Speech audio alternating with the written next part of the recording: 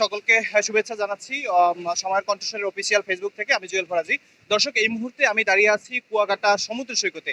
আপনারা দেখছেন যে বঙ্গোপসাগরে সৃষ্ট লঘুচাপের কারণে কুয়াকাটা বঙ্গোপসাগর কিন্তু বেশ উত্তাল হয়ে উঠেছে এবং গতকাল থেকেই কুয়াকাটার এই উপকূল জুড়ে কিন্তু ব্যাপক বৃষ্টি শুরু হয়েছে, ভারী বর্ষণ। আমরা যদি একটু আপনাদেরকে দেখানোর চেষ্টা করি, এই মুহূর্তে কুয়াকাটা সৈকতে কিন্তু যে বড় ঢেউগুলো কিন্তু আছড়ে পড়ছে এবং এই উপকূলের যে মানুষ যারা রয়েছে, ক্ষুদ্র ব্যবসায়ী, তারা কিন্তু এখানকার যে তাদের ব্যবসা প্রতিষ্ঠানগুলো ছিল এগুলো কিন্তু গুটিয়ে নিয়েছে।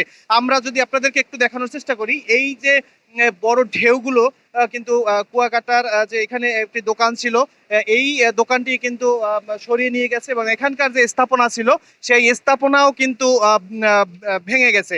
ইতিমধ্যে সমুদ্র গর্ভে কিন্তু প্রায় বিলীন হয়ে গেছে এবং এই জিরো পয়েন্টের কাছে আরেকটি সর্দার মার্কেট রয়েছে, যেটি নিয়ে আমরা ইতিমধ্যে অনেক এখানকার যারা স্থানীয় রয়েছে তাদের কিন্তু ব্যাপক আতঙ্ক দেখেছি, যেটি আসলে এই সর্দার মার্কেটকে ঘিরে।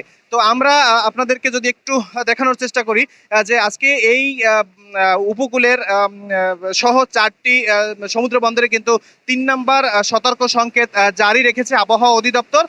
তো উপকূলের যারা রয়েছে তারা কিন্তু এই ঝড় বন্যা এবং জলোচ্ছ্বাসকে মোকাবেলা করেই কিন্তু প্রতিনিয়ত তারা কিন্তু তাদের জীবন অতিবাহিত করছে। তো আমরা একটু আপনাদেরকে দেখানোর চেষ্টা করছি, এই মুহূর্তে সমুদ্র বেশ উত্তাল রয়েছে এবং এই উত্তাল সমুদ্রেই কিন্তু অনেক যে মাছ ধরা যে ট্রলারগুলো রয়েছে সেই ট্রলারগুলো কিন্তু বেশ ঝুঁকিতে থাকে এবং যে ভেরিবাদের ভিতরে এবং বাহিরে যে সকল বসতি রয়েছে তারাও কিন্তু আসলে বেশ ঝুঁকির মধ্যে রয়েছে। তো আমরা দেখেছি এখানকার যে টুরিস্ট পুলিশ রয়েছে তারা কিন্তু বারবার মাইকিং করে যাচ্ছে এবং থানা পুলিশ সহ স্বেচ্ছাসেবী সংগঠন তারাও কিন্তু কাজ করে যাচ্ছে, এই উপকূলের মানুষদেরকে সতর্ক করে যাচ্ছে।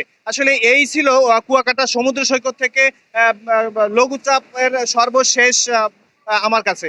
জুয়েল ফরাজি, কুয়াকাটা।